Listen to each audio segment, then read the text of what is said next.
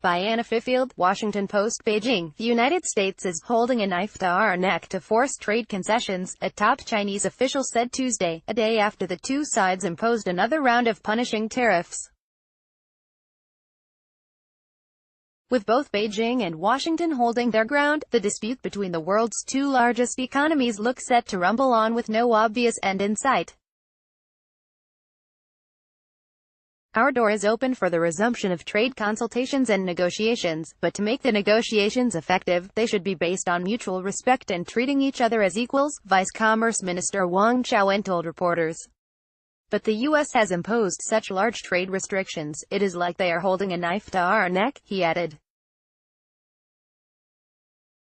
A Chinese delegation had been expected in Washington this week for talks on resolving the trade dispute, but the visit was cancelled after President Donald Trump last week announced tariffs on an additional $200 billion worth of Chinese goods, televisions, toys and more. That means that about half of the products that Americans buy from China now have an extra 10% duty added. Beijing responded by announcing it would impose tariffs of 5% to 10% on an additional $60 billion of U.S.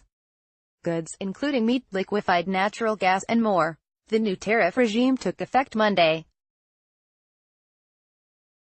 In his speech at the United Nations General Assembly, Trump stuck to a hard line on China. I have great respect and affection for my friend President Xi Jinping, but I have made clear that our trade imbalance is just not acceptable, Trump said.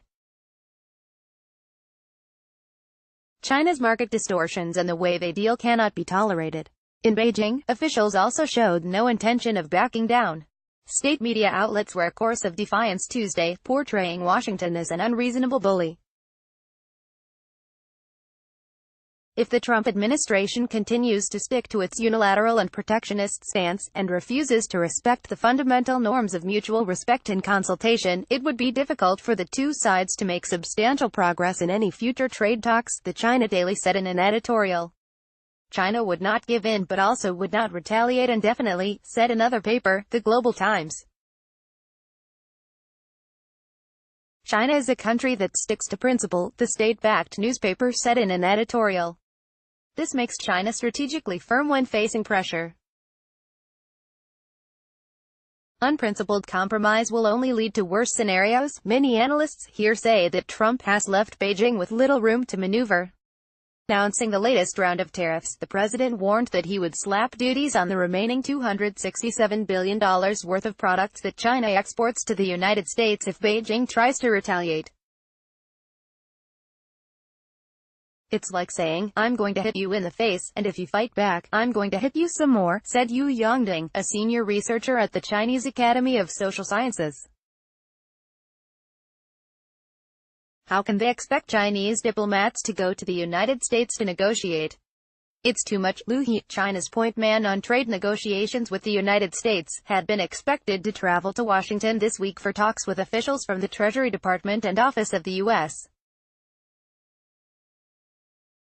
Trade Representative. However, the trip was scrapped as the war of words and tariffs escalated. Trump thought he could bully China into kowtowing to him. But that's a very stupid strategy, you said. The latest round of sanctions has made it less likely, not more, that China would enter into talks, said Mei Xinyu, a researcher at a Commerce Ministry think tank in Beijing. Trump wants to make it look like China is being coerced into accepting a deal, and of course China will not play along with that, Mei said. To make a deal, the demands need to be reasonable, he said.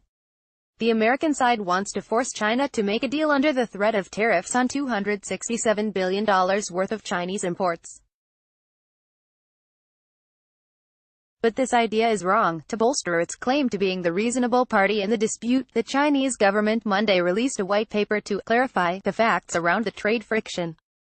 But the paper, which state media outlets uniformly noted was 36,000 characters long, as if this somehow made it more reliable, tried to portray China as the bastion of global economic liberalism trying to protect itself and the rest of the world from a unilateralist Trump.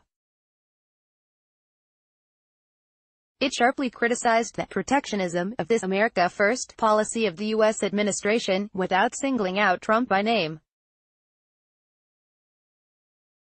Faced with a host of grave challenges to human progress, all countries, particularly major countries, need to shoulder the obligation and responsibility of guiding and promoting international cooperation, the paper concluded, urging rejection of a Cold War mentality in which trade is a zero-sum game. The paper, filled with tables and case studies, cited research by the U.S. China Business Council, Washington think tanks and Goldman Sachs. It also used examples involving General Motors, Intel and Apple to show why bilateral trade was in the best interest of the United States. This message was reinforced Tuesday when Fu Ziying, China's international trade representative, described why the trade war was not in the United States' interest. The so-called strategy of containing China does not represent the direction of the development of human society, he told reporters. If you look at history, war in all its forms, whether it be a trade war or a real war, comes with a huge price. It will be the people that will suffer in the end. The Washington Post's Yang Liu contributed to this report.